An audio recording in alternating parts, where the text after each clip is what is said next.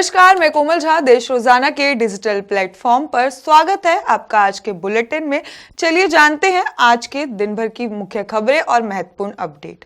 शुरू करते हैं राष्ट्रीय खबरों के साथ। गोवा नाइट क्लब अग्निकांड के मुख्य आरोपी लूथरा ब्रदर्स को थाईलैंड से भारत लाया गया। दिल्ली एयरपोर्ट पर गिरफ्तार कर गोवा पुलिस की कस्टडी में लिया गया।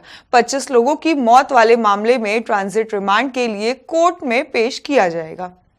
पीएम मोदी ने जॉर्डन बिजनेस फोरम में जॉर्डन के निवेशकों को भारत में निवेश का न्योता दिया। 8% से अधिक आर्थिक ग्रोथ का अवसर देने का वादा किया गया। भारत जॉर्डन को व्यापार में भरोसेमंद ब्रिज बताया गया। केंद्र सरकार मनरेगा खत्म कर नई रोजगार गारंटी योजना जी राम जी बिल लाने जा रही है। फंडिंग और काम के समय पर बड़े बदलाव किए जाएंगे। किसानों को राहत और रोजगार के अवसर बढ़े। महात्मा गांधी का नाम हटाए जाने पर विपक्ष ने विरोध जताया। पीएम किसान योजना की 22वीं किस्त फरवरी 2025 तक जारी होने की संभावना है। कुछ किसानों को इस किस्त का लाभ नहीं मिलेगा और 9 करोड़ से अधिक किसानों को पहले ही 21वीं किस्त मिल चुकी है। 17 दिसंबर से कई राज्यों में स्कूलों में छुट्टी का ऐलान। खराब मौसम और सर्दी के बीच बच्चों, अभिभावकों और शिक्षकों को मिली राहत। दिल्ली में 18 दिसंबर से बिना पीयूसीसी प्रदूषण सर्टिफिकेट वाले वाहन को पेट्रोल नहीं मिलेगा और 7 लाख रुपए तक का चालान काटा जाएगा। प्रदूषण नियंत्रण के लिए सख्त नियम लागू। चलिए अब जान लेते हैं हरियाणा की कुछ खास खबरों के बारे में।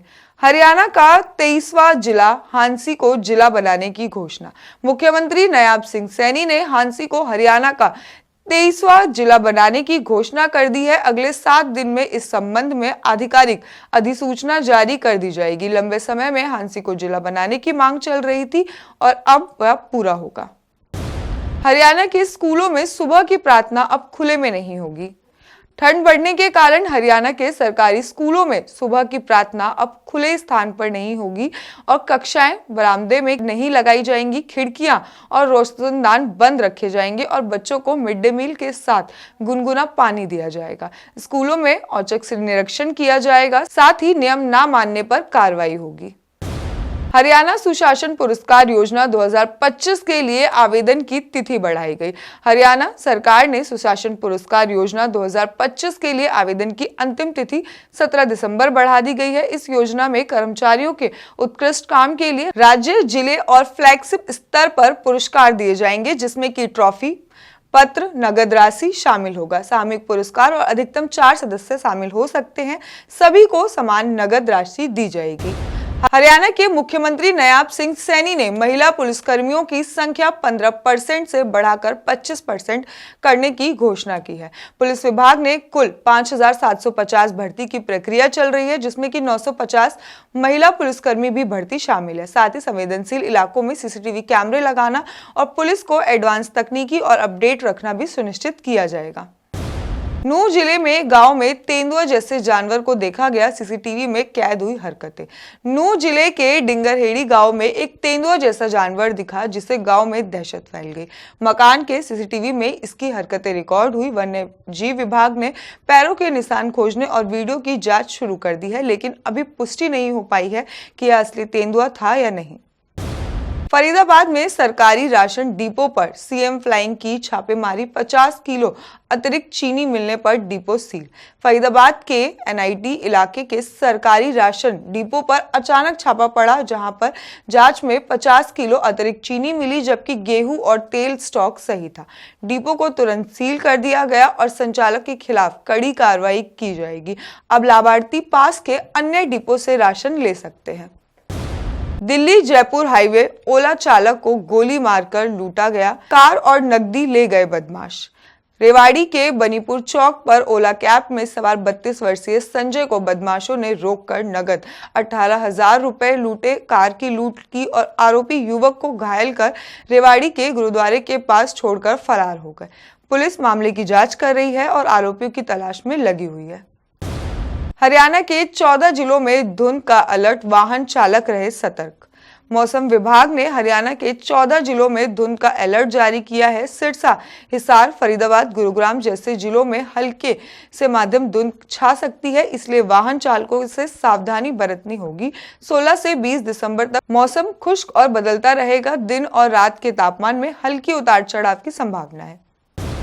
मथुरा एक्सप्रेसवे हादसा, 8 बसें और 3 कारें टकराई, 13 की जलकर मौत और 70 घायल। मथुरा के कोहरे के कारण एक्सप्रेसवे पर 8 बसें और 3 कारें आपस में टकरा गई, जिससे आग लग गई। इस हादसे में 13 लोगों की मौत हो गई और 70 से ज्यादा लोग घायल हो गए। मृतकों की पहचान अब डीएनए टेस्ट से की जाएगी। मुख्यमंत्री ने परिजनों के लिए 2-2 लाख मुआवजे का ऐलान किया है और जांच के आदेश दिए गए हैं। रोहतक में मनोहर लाल की पुश्तैनी जमीन पर बनेगी लाइब्रेरी।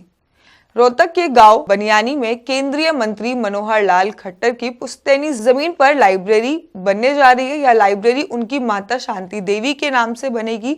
इसमें आधुनिक ई लाइब्रेरी की सुविधा होगी, जिससे बच्चों और युवाओं की पढ़ाई और ज्ञान हासिल करने में मदद मिलेगी।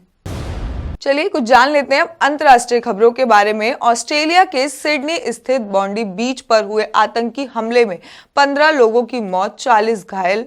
घायलों में 3 भारतीय छात्र भी शामिल थे। 2 का अस्पताल में इलाज जारी है।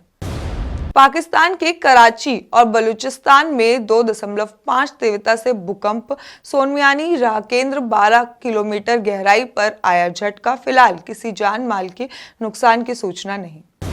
ब्राजील के गुआइबा शहर के भीषण तूफान और तेज हवा के कारण स्टैचू ऑफ लिबर्टी की विशाल प्रतिकृति तिनके की तरह ढह गई। यह घटना कैमरे में कैद हुई। सौभाग्य से किसी के हताहत होने की खबर नहीं आई।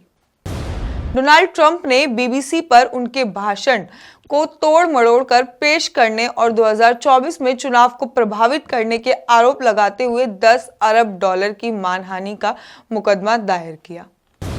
आज के लिए इतना ही। बाकी के अपडेट्स के लिए देखते रहिए देश रोजाना। धन्यवाद। टाइप करें देश रोजाना के YouTube चैनल को और नई वीडियो की नोटिफिकेशन पाने के लिए बेल आइकन जरूर दबाएं। अगर आप ये वीडियो Facebook या Instagram पर देख रहे हैं तो पेज को लाइक और फॉलो जरूर करें और ज्यादा से ज्यादा शेयर करें।